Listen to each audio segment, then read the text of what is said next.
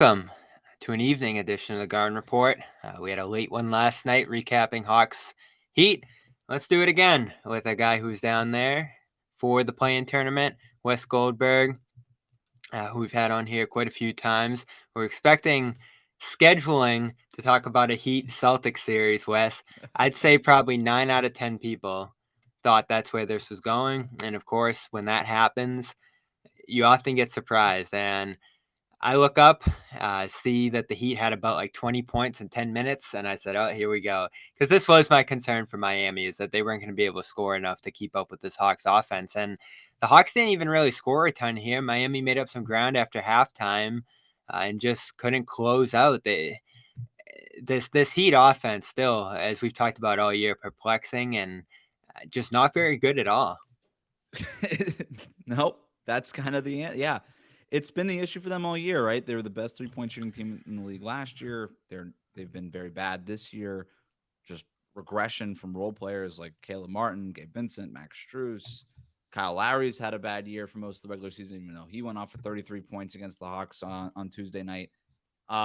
It's just I think a lot of people were like you, and you said 9 out of 10 people. It felt like 11 out of 10 people were picking the Heat over the Hawks. Like they were kind of dismissing it and just penciling in Heat Celtics in that first round. And I just kept reminding people going into that game, like these play-in games, the variance is very high. It's way closer to 50-50 than anybody gives it credit for.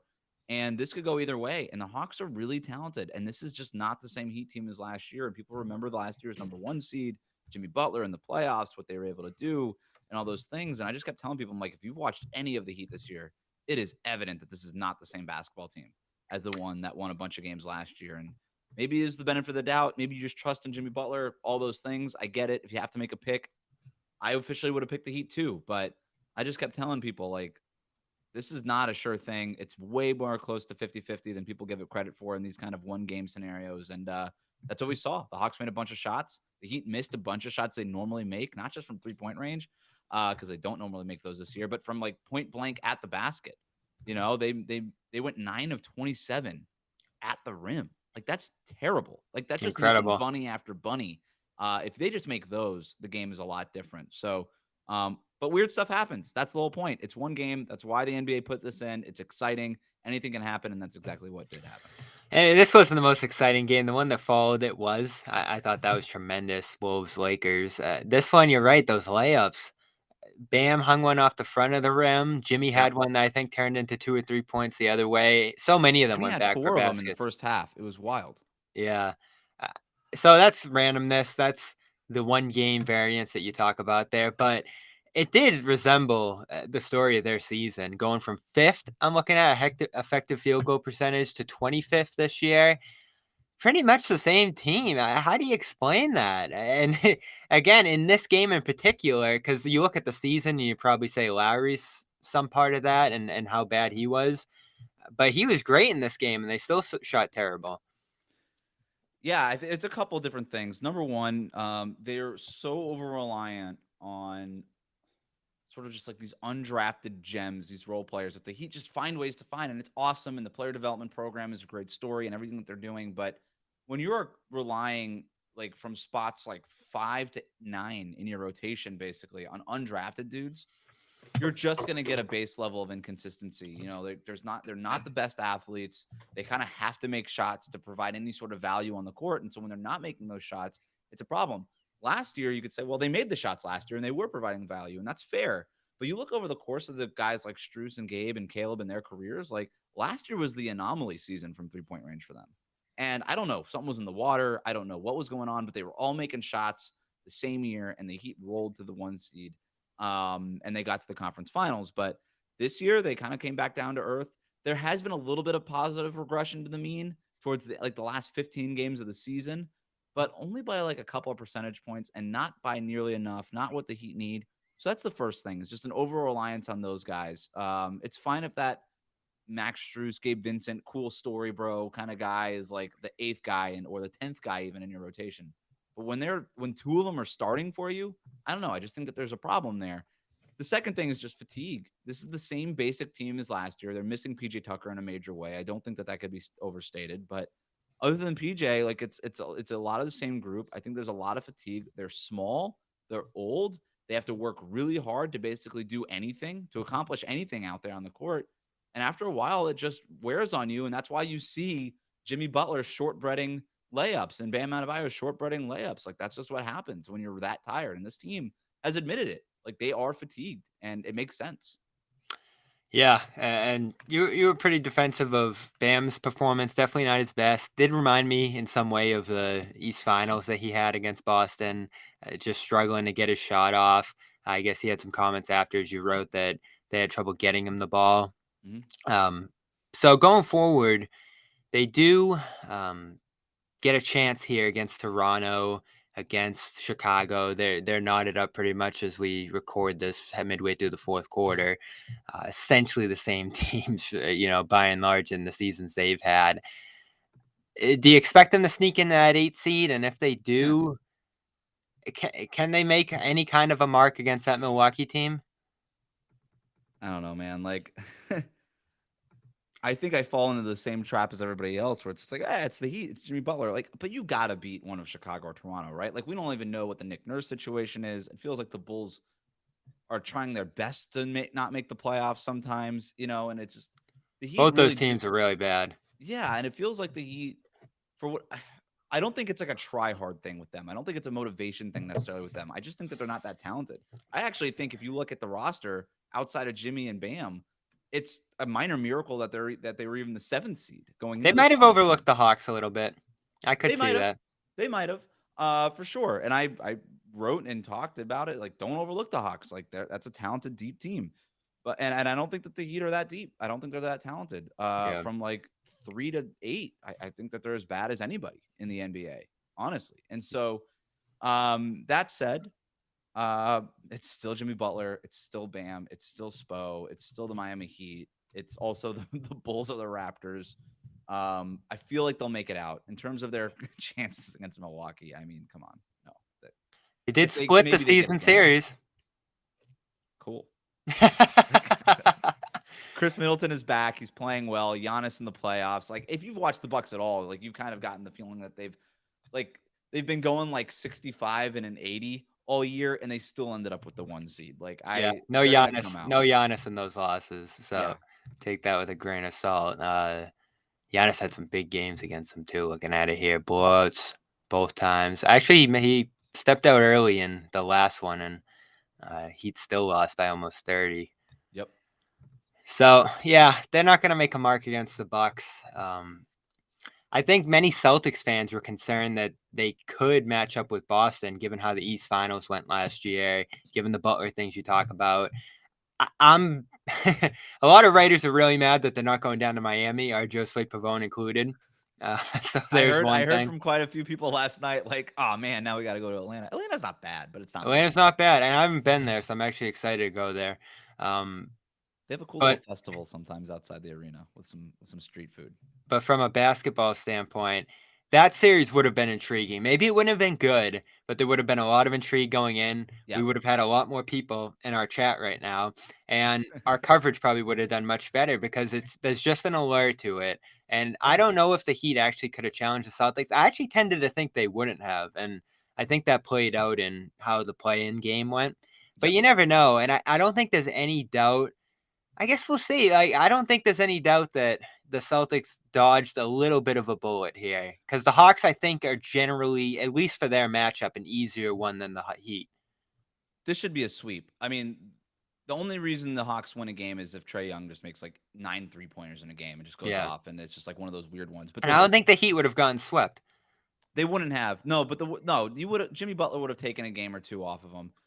The worst, they never would have won that series. It wasn't going to happen. But the worst thing that could have happened to the Celtics is it gets played the way that the Heat wanted it to get played, and it gets sort of in the mud, very physical, and then they get worn out the way that they got worn out going into the finals last year, right? Yeah. Like, that would have been the worst case scenario. Is not necessarily losing the series, but just having to deal with the Miami Heat for anywhere between 4 to 7 games, however it would have fell. And that's just not going to be the case with Atlanta. Clint Capella is a big physical guy, and the Hawks definitely out-physicaled the Heat in that game. But I'll just, again, it was one game. It's very hard to take much away from one game considering the variance level of it. the Atlanta's a finesse team. I don't think the Celtics are going to have a problem with them. No, and the Celtics offense is so much better this year. Maybe last year when there were all those stagnant moments, you would have gotten concerned about them going cold in a series like this, it being too up and down, and Right. even defending those smaller guards, which I do have some mild concerns about. There's little things in this series that I think could get frustrating for Boston fans, but even if you drop a game, I think you're going to be looking at a series here where you're just going to breeze through it. And the only worry I have is that they overlook it too, because I think that's something the Celtics have been prone to do this year. What did stand out about them to you, though? Because they did do some things really well in this game. The bench unit was great, I thought. Jalen Johnson's definitely a revelation for them. Yeah. Okongwu, I love. And they have some interesting wings between Hunter. Sadiq Bey is a guy that has hurt Boston in the past. So there's something here. And I think the expectations were higher for Atlanta coming into this year than they actually played out. I just don't know. This Quinn Snyder thing's still been a 500 race since he's taken over. Yeah, and you talk to coaches and stuff, and they're very, very complimentary of Quinn Snyder, and I kind of believe it. I think Quinn Snyder's a really good coach. That's not a hot take here, and they're definitely bought into a little bit more. They're not where they want to be in terms of the ball movement and kind of off ball stuff, but they're getting better than where they were under Nate McMillan. What really stood out to me was just that I've always been a little bit higher on the Hawks than most people, and I'm not a Trae Young guy, but I really like the rest of that roster. Like I think DeJounte Murray is a problem. In the mid range, he kind of finds those little creases and stuff, and he plays with a lot of shoulder and a lot of wiggle, and he kind of gets into those 15, 16 footers. He's actually been doing a better job of getting a little bit deeper into the paint and kind of getting those into that 12-foot range lately, which has been a strength of his and an emphasis by the coaching staff for him. So he's dangerous. He's very much an X factor. I think the way that Jaylen Brown is the X factor for Boston. And then Clint Capella has played really well over like the last 5 weeks. Like he's been awesome.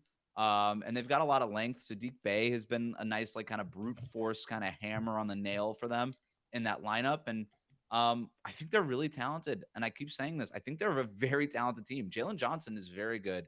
I had one front office guy tell me who works for the Hawks, like, they're really high on Jalen Johnson before the season even started. And now you're sort of seeing that start to pay dividends. So they like him a lot. I just think they have a lot of guys. They have a lot of guys. And when you kind They of go up do. and down that roster, it's like, you're like, all right, who's the guy that you don't trust is a strong word, but like, who's the guy that doesn't belong in a playoff series? And it's hard to find one.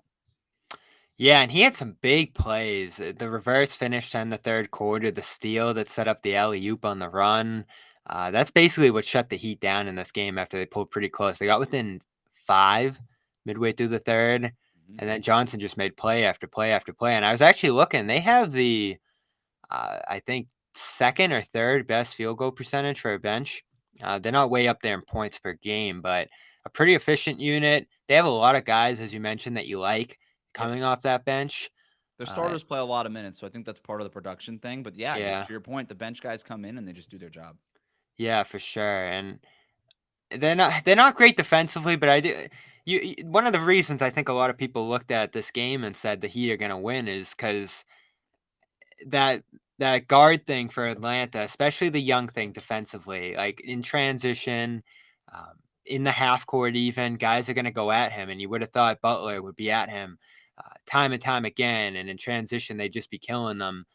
And none of that happened. In fact, I think I read that the Heat only went at Young once in the first quarter, once or twice. Yep. Unbelievable. Yeah, a little bit of credit to Atlanta too, because they've been doing a really good job of keeping Young out of those. Like it's not for a lack of trying by the Miami Heat, right? Yeah. They are not really that predatory in their offense. It's sort of more like, all right, let Jimmy Butler kind of get into that post, establish early position, give it to him, and he'll just go at whoever's behind him. And the Hawks under Quinn Snyder have done a much better job of kicking Trae Young out of those matchups or just avoiding it. They don't switch as much and things like that. They've got John Collins and DeAndre Hunter that they like to use on Jimmy Butler. But in terms of like Hawks Celtics, like I think the Hawks defense looked a lot better against Miami just because of the size difference, right? And that's not going to be a thing against the Celtics. Like the Celtics are plenty big, they're plenty long, they're plenty athletic. The Heat have made a lot of bad defenses look pretty good this year because their offense is such a problem, and because they're so small that at some point, like size just sort of matters. even defensively. Like if a bigger guy is standing between a smaller guy and the basket, advantage usually goes bigger guy. And the Heat are just so overwhelmingly small, or underwhelmingly small, I guess, in this perspective. But like, they just make they just kind of make it easy for a lot of opponents, man. If it's not easy and if it's not clear enough, I am not high on this Miami Heat team. No. And the funny thing about uh, this matchup here is that these teams were in similar places coming into it. Contending teams that made East Finals over the last couple of years here felt like they were going in a good direction, then just had this huge regression season. And I did get, I'm sure you get these too, these odds emails. I feel like I get one every day. You know, who's going to this team next? Right. Who's the favorite in the playoffs? This and that. And I did open one up today, and I see Trae Young, next team. Miami Heat, the favorite at 5-2, which is still pretty long. You know, there's a long list of teams here, and we'll see what happens with them. But it does feel like this Young thing, if they just get swept out of this series right here, is going to become a question at some point. He could theoretically be that next guy whose status becomes uncertain going into the future. The Hawks are going to have to make a tough decision here at some point, I think, because he's just tough to build around. And so I've had this thought only because of the Jalen uncertainty going into his future. Like, who would you look at if Jalen told the Celtics this summer, I'm not re-signing here, or he declines the Supermax extension or whatever else? Like, who are the guys you'd be looking at? And I'm not a Young fan, and he has a million different problems, and you see them. But he's near the top of that list. He is. Just because of the talent, and he's young, and he's led a great team before, and he just has so many tools offensively. And I'm sure the Heat are in a similar place now where it's like, this guy's not ideal, but if he's available, do you check in? First of all, you can't choose your superstars sometimes. You just got to get the guy that comes to you and is willing to come to you. And that's sort of been the Miami Heat's model over the last couple of years, is just waiting for a superstar to shake loose and ask to come to Miami. And that's basically been their team building strategy for the last 2 years, has been hoping. That's the strategy. And if it's Trae Young, look, you could, just like you did, you could start talking yourself into it pretty quick. Even if, I think you and I are on the same page when it comes to Trae Young. I think you have a pretty hard ceiling if he's sort of like your number one guy or your point guard. But Feels like building around Isaiah again. It really does. But well, in the Celtics case, you at least have Jason Tatum, and in Miami's case, you at least have Jimmy Butler. And so he moves to number 2 theoretically, or at least a complimentary guy. Yeah, or at least in the playoffs, right? In the regular season, I think both Tatum and Butler would just be like, "Yeah, man, take as many shots as you want. I'll just sort of do my over. I'll get my points and I'll just figure it out." And then the playoffs will roll around, and then you just sort of do your thing. But that's sort of the worry, right? That's how you start talking. Like, is Trae Young going to be cool with that? Defensively, like, how many things do you really have to cover up for? It seems like a lot. There's a lot of stuff there, but if you can get him to buy in, if you can, you kind of have a top 10 offense there. I mean, this is a guy that just goes out and is averaged like 25 and 10 for the last 3 years. His shooting percentages are down. Do you bet on the fact that those shooting percentages are going to go up to where they were before? I probably would, just in general, in Trae Young's case. But and if you think about the Heat's perspective too, like, I'm the same as you. Like, you start talking yourself into it real quick. It's like, well, he's kind of ideally like what you would have offensively next to Bam Adebayo, a guy who could just sort of run pick and roll with him over and over again. Like, could you imagine Trae Young and Bam running pick and roll? That'd be like the Eastern Conference version of Steph and Draymond. Like, it's really easy to start talking yourself into it, but it's also really easy to start talking your way out of it too, I think. Yeah, and I don't know if Miami has enough to entice Atlanta to move off of Young. And we've had that conversation before in the past too. I don't want to have that here today. Celtics 9-1. So Bulls 3-1, Mavericks 4-1, Clippers 5-1, Wizards 8-1. That's when you get to the Celtics. Wow. Yeah, I don't know how the Mavericks make it happen. I think the Hawks are just going to stick. I've heard about that trade before. The Bulls make some sense, just swapping out guys, trying to make something change there, and I'm trying to keep eye on that score right now. Is that game gone final yet? Not yet. 102-100. Chicago with 2 minutes left. All right. Yeah, I did see Chicago winning that game. Which team do you think the Heat prefer to see out of that? I think they prefer the Bulls. They're 1-3 against, or no, I'm sorry, they're 0-3 against the Bulls this year. So that's a little counterintuitive. But when you look at the issues that the Hawks gave the Heat, in that game. The Raptors can do a lot of the same thing. I mean, Jakob Poeltl, Pascal Siakam front line, a lot of size, a lot of physicality, and then big wings that they could throw at Jimmy Butler the same way that the Hawks could with DeAndre Hunter. The Raptors could do that with Anunoby. And then it just takes one like Fred VanVleet or Gary Trent game when one of those guys go off, and then that swings it. So I think they'd prefer to see the Bulls, but both of these teams are actually playing pretty well in this game. So we'll see. So I'm interested too, and I'll get some Celtics thoughts before we send you off here. I like how the Celtics pass shaking out now, and I didn't love them losing the 1 seed because I thought it was going to be Miami and Philly, which isn't easy, even though the Celtics have played well in that matchup in recent years and this year. Milwaukee, frankly, is a matchup the Celtics have kind of dominated this year. Mm-hmm. So I'm looking at Milwaukee's path. It's going to be probably one of these 3 teams. Who gives the Bucks the most challenge out of these 3 teams? Out of the 3 teams that they could play, like the Celtics included? Round 1. Oh, round 1. Yeah. Does it matter? Not really. Not really. All right. No. And then round 2. The more I think about it, I think that's good that the Celtics dodged the Cavs. And I don't know if they're going to win that series. Yeah. But, man, people don't realize the Cavs had the 2nd best net rating in the NBA. They're really good, man. And whether it was the Celtics or the Bucks, like Evan Mobley is legit DPOY kind of guy. Jared Allen is a force in the paint that makes you think when you're trying to get to the basket. And Donovan Mitchell is going to be on MVP ballots this year. You know what I mean? So, I've been saying this all year. I don't know why we keep kind of overlooking the Cavs. They're defensively they're really good.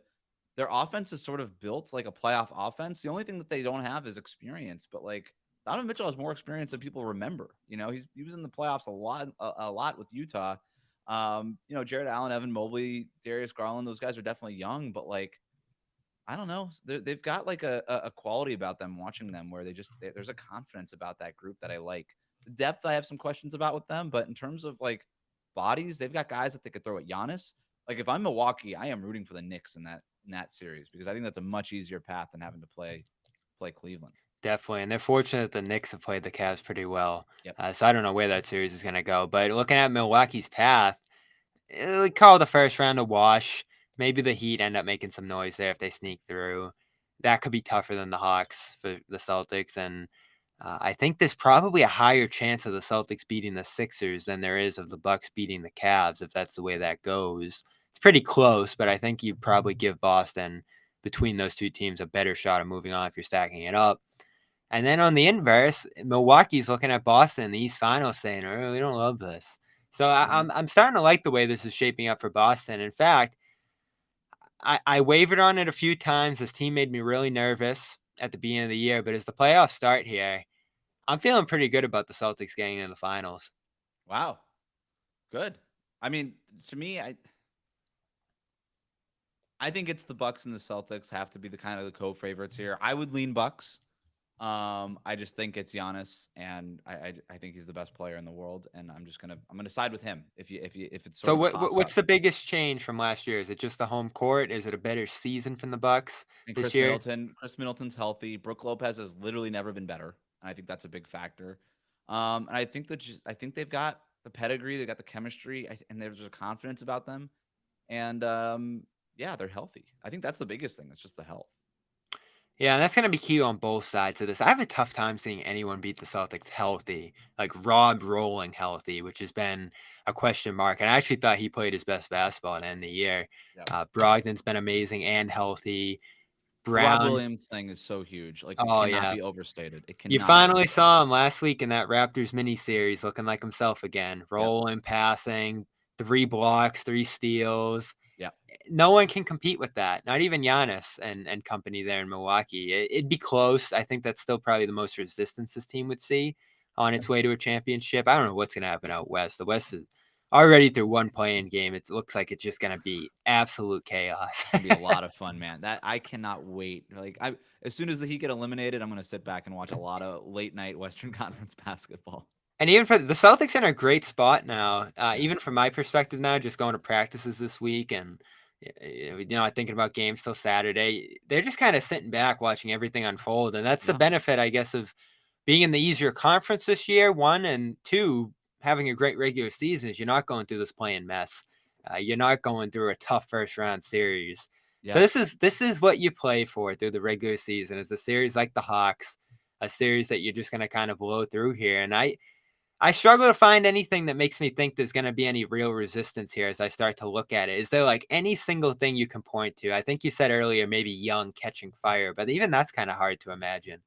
No, and look, the Celtics have all this stuff. Like they're in the same position that the Heat were in last year, right? Like the Going Heat had the against Atlanta. number 1 seed, number 2 seed, whatever. But yeah, you rest through the play-in tournament, get a couple practices in there, you're feeling good, and then you get the Hawks in the first round, and nobody really thinks the Hawks are going to do anything, and I agree. And then the Celtics, like the Heat, they just got a bunch of guys that can trap and give Trae Young problems, and I mean the Heat last year.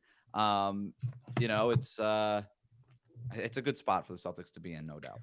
Absolutely. And I do want to ask you one more question before we get out of here, but real quick, I was throwing some odds around earlier. I don't know if FanDuel has those odds I was mentioning earlier, but a lot of good series stuff out there.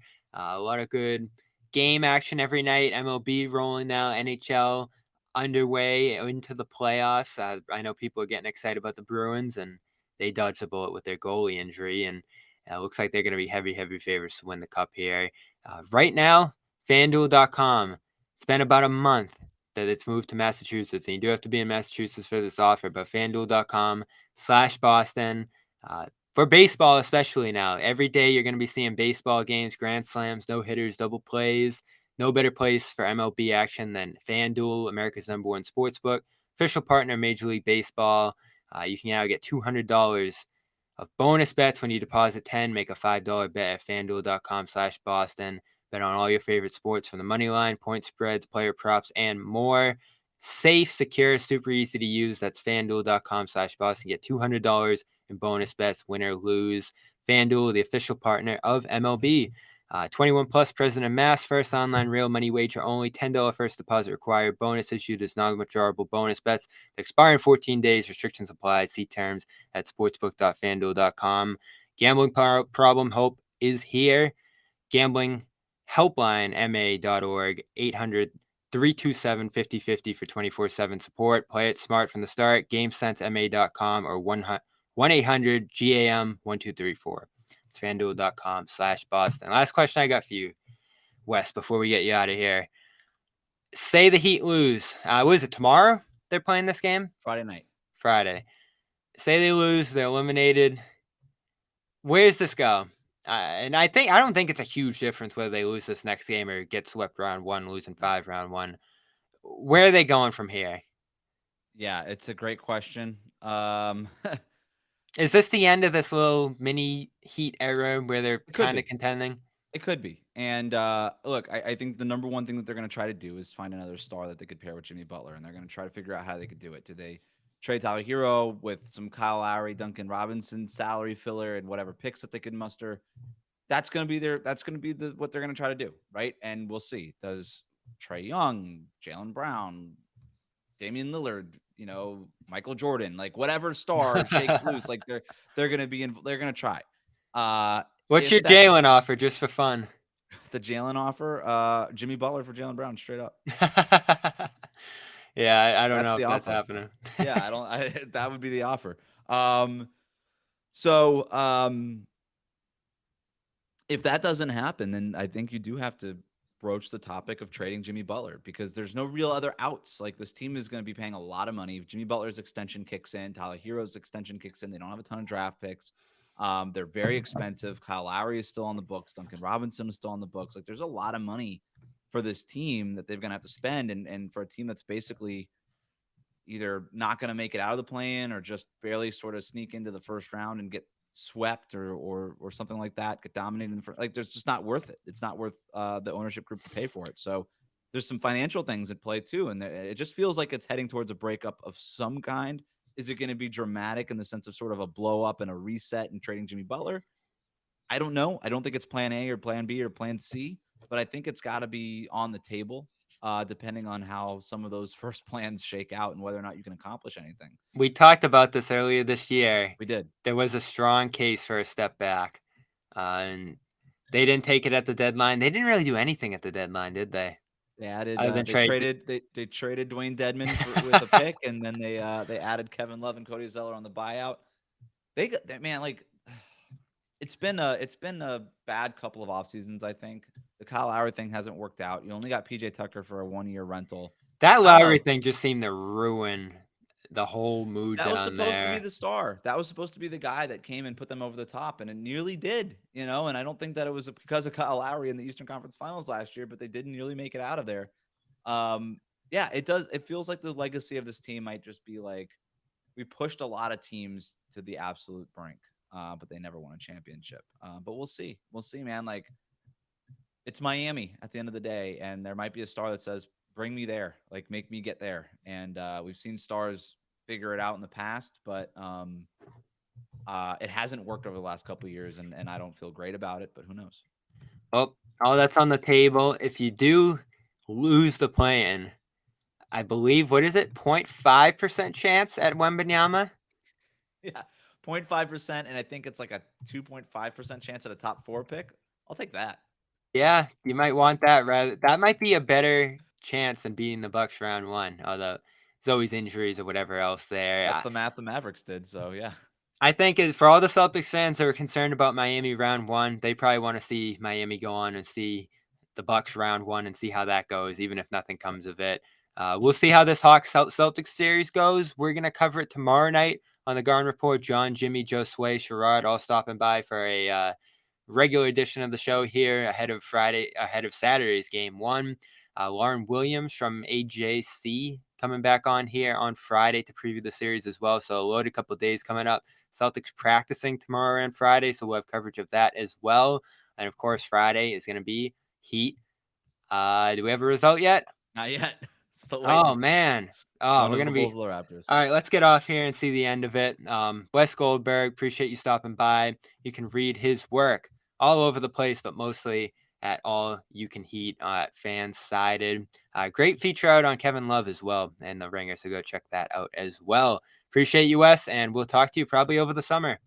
Great. Thanks, man. All right. And for all of you, can't leave here without shouting out Athletic Greens. athleticgreens.com/garden. You know the deal. 1 year supply of vitamin D, 5 free travel packs when you go over there. Get your day started with 75 vitamins, minerals, adaptogens, probiotics, and more. This stuff tastes great. Nice tropical flavor in your water. Every morning, it's easy. You get all the things you need, and you don't have to think about it. You don't have to spend more money to get all these crucial components for your body in multiple locations, multiple foods. Maybe you're lacking in your diet with these things. You need vitamins, you need minerals, you need adaptogens, probiotics, all those things to live your healthiest life. And Athletic Greens makes it super easy. And of course, as we always say, you get a Garden Report t-shirt if you purchase a subscription. They have a lot of cool gear over there on Athletic Greens as well. Bottles, containers to store it in when you get a subscription over there. And of course, the vitamin D and 5 free travel packs. That's athleticgreens.com/garden. Appreciate you all for stopping by. We will be back tomorrow, as I said, and a schedule is now out. Let me throw it out for those of you who haven't seen it. Game 1 Saturday, as you know. Game 2 not till Tuesday, so long rest between games 1 and 2, just like last year. Game 3 turns to the Hawks side on Friday after a 2-day break once again. Then you're back to you every other day. Sunday, Game 4 in Atlanta. We will have coverage of both those games. Just booked the trip tonight. We're heading down for live coverage from Atlanta. And 5, going to be back in Boston the following Tuesday, a couple of days later. Game 6 turns back to Atlanta that Thursday. And then Saturday, the 29th, would be Game 7. That's all for me here tonight. I'm actually about to hop on Causeway Street with Josue. So look out for that.